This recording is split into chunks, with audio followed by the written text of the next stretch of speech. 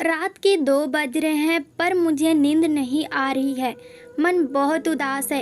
एक बार पलटकर पति वीरेन की तरफ देखा तो वो बड़े ही सुकून भरी नींद में सो रहे थे। एक बार तो मन घृणा से भर गया। पिछले कुछ दिनों में जो कुछ भी घटा है मेरे साथ, उसने मुझे सोचने पर मजबूर कर दिया। मेरा तो कोई अस्तित्व ही नहीं है। जिसने जैसा चाहा वैसा चलाया और अब जैसा चाह रहे हैं वैसे ही सांचे में ढालने की कोशिश कर रहे हैं, और उसमें मेरे पति का योगदान सबसे ज़्यादा है। मेरा नाम रिया वर्मा है। मैं अपने ससुराल में छोटी बहू हूँ। मेरे ससुराल में मेरी सास सारला जी, मेरे पति वीरेन और मैं और हमारा एक बेटा है। अब आते हैं असल मुद्दे पर। दरअसल अभी 1 महीने पहले मेरे पिता का आकस्मिक निधन हो गया। घर में माँ के अलावा कोई नहीं बचा।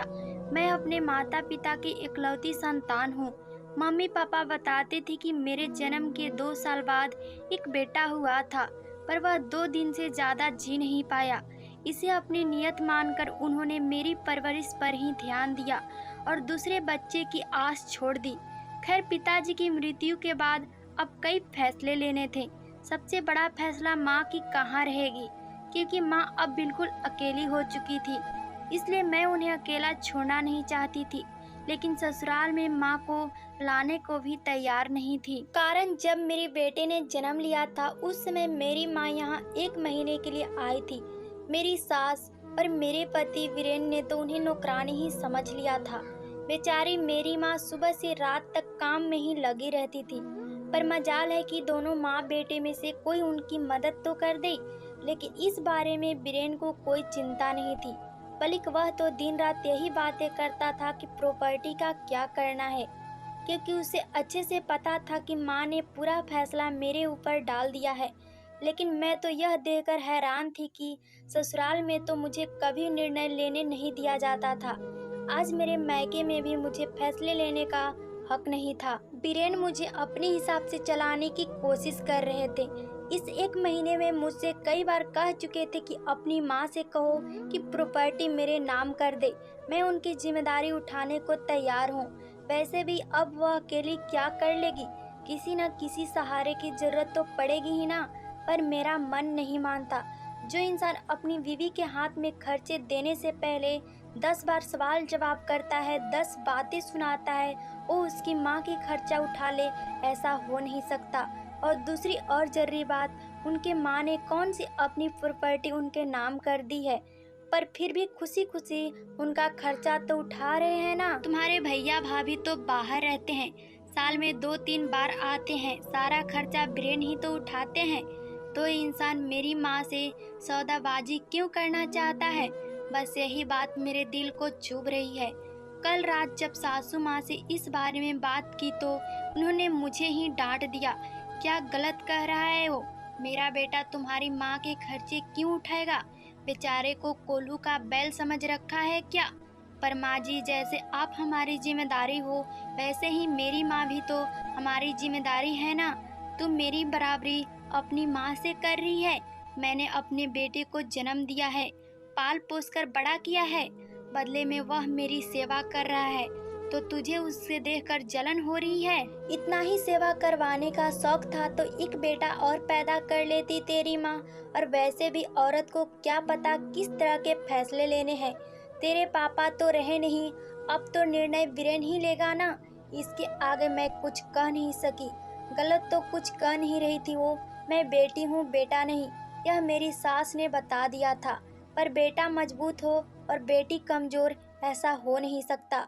अब मेरे दिमाग में एक ही बात है, मैं निर्णय ले चुकी हूँ, मुझे क्या करना है। बस वह निर्णय लेकर मैं सो गई। सुबह जब उठी तो आज की सुबह कुछ अलग ही लग रही थी। मैं जल्दी जल्दी घर के काम कर रही थी। मुझे देखकर मेरी सासू माँ वीरेन से बोली, आज बहू को कहीं जाना है क्या? बड़ी जल्दी जल्दी काम निपटा रही है। मुझे देखकर वीरेन ने कहा, कहीं जा रही हो क्या तुम? हाँ, माँ के पास जा रही हूँ। क्यों, तुमने तो मुझसे पूछा भी नहीं। सोच रही हूँ कि वहाँ का घर बेच दूँ। बात सुनकर वीरेन के चेहरे पर चमक आ गई। इससे पहले कि वीरेन कुछ कहता, मैंने कहा, सोच रही हूँ कि वहाँ की प्रॉपर्टी बेचकर यहाँ माँ के नाम से एक छोटा सा मकान ले लूँ और बाकी पैसे माँ के नाम से अकाउंट में ट्रांसफ़र कर दो। माँ के खर्चों में काम आएंगे। माँ पास में रहेगी तो मैं उन्हें आसानी से दिन में जाकर संभाल लूँगी। तुम्हारी इतनी हिम्मत कि तुम मेरे फैसले के ऊपर जाओ। देख रहा हूँ बहुत ज़्यादा बोलने लगी हो आजकल। मैं आपके फैसले के ऊपर कहाँ जा रही हूँ? मैंने कभी ससुराल में बीच में नहीं बोला, कभी किसी निर्णय में आपने मुझे साथ में नहीं लिया, पर अब तो मेरे मायके से संबंधित फैसला लेना है और वह मैं ले सकती हूँ। मेरी माँ है, उन्होंने मुझे जन्म दिया है, तो उनके बारे में सोचने की जिम्मेदारी मेरी है ना। अगर मैं नहीं सोचूंगी तो लोग सौदाबाजी करने को तैयार हो जाएंगे और वो मुझे मंजूर नहीं। बहू, अपनी माँ के लिए तू हमसे लड़ने को तैयार है? अब की बार बीच में मेरी सास बोली। देखिए माँ जी, कल आप ही ने मुझे यह रास्ता बताया था। आपने कहा था ना कि मेरा बेटा है, वह तुम्हारी माँ की जिम्मेदारी क्यों उठाएगा। इसी तरह मैं अपनी माँ की बेटी हूँ। अगर मुझे रोका तो मैं आपकी जिम्मेदारी नहीं उठाऊंगी। आप अच्छी तरह से याद रखिएगा, आपका बेटा सिर्फ कमाता है, पर इस मकान को घर मैं बनाती हूँ। मेरी बात सुनकर दोनों में से किसी ने कुछ नहीं कहा। जानती हूँ नाराज है तो नाराज रहने दो। इनकी नाराजगी के चलते मेरी माँ को मुझे मोहताज थोड़ी ना करना है।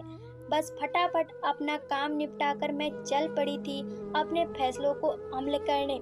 दोस्तों, इस कहानी से हमें यही सीख मिलती है कि जितना मान सम्मान आप अपने माता पिता को देते हैं, उतना ही मान सम्मान अपने सास ससुर को भी देना चाहिए, क्योंकि माँ बाप तो माँ बाप होते हैं, चाहे वो किसी का हो। कहानी अच्छी लगी हो तो प्लीज़ लाइक एंड शेयर ज़रूर करें। धन्यवाद। मिलते हैं नेक्स्ट वीडियो के साथ।